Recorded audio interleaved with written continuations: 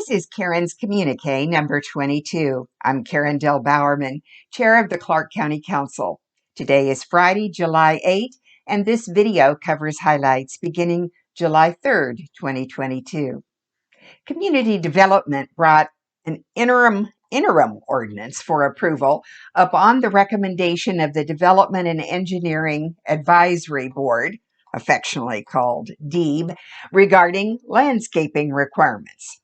It was approved and will be considered now past just interim status at a July 19 public hearing. The interim ordinance will allow outdoor recreation space to be able to satisfy the landscaping requirement in code, except for landscaping buffer. Staff acknowledges that there has been some inconsistency in application, so this will eradicate any inconsistencies as well. For over 100 years, Clark County has had a beautiful 79-acre farm known as Heritage Farms right in the middle of the county. It allows local residents to lease just a small bit of land for farming activities. Well, this week we entered into a new kind of lease with the Southwest Washington League of United Latin American Citizens, or LULAC, for 10.4 acres as a for-profit incubator farm. The lease will provide land and opportunity for individuals wishing to explore possibilities and challenges of farming on a small or large scale. Ground cover will be in by November, and I look forward to their first crops next growing season.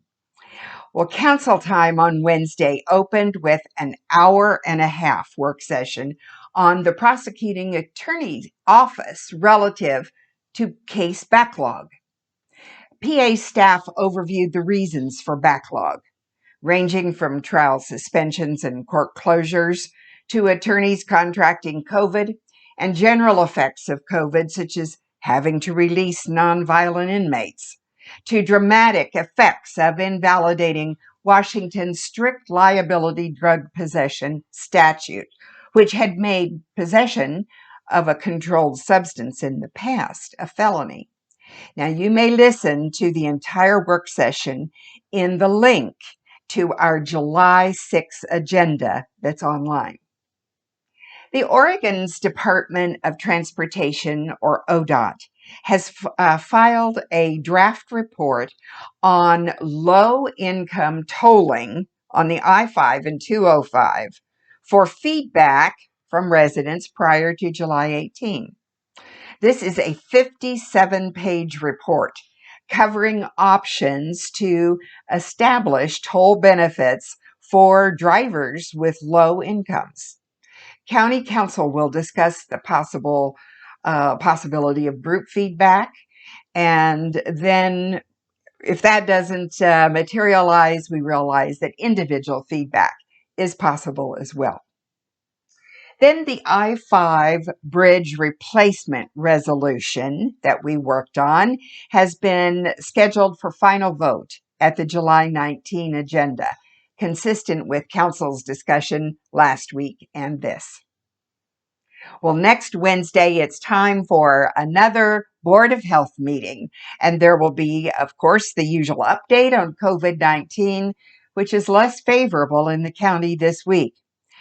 The good news, though, public health has lifted the swim beach warning at Vancouver Lake after the latest water samples did not show elevated levels of bacterial contamination.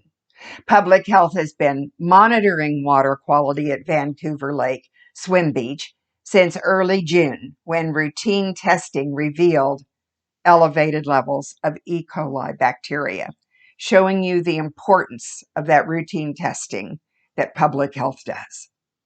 The public hearing on the 2021 annual reviews and dockets was moved to July 19, 6 p.m. This hearing will be important to some because of the possible Chalachi Bluff surface mining overlay that will be included in the annual review, if approved. See you next week.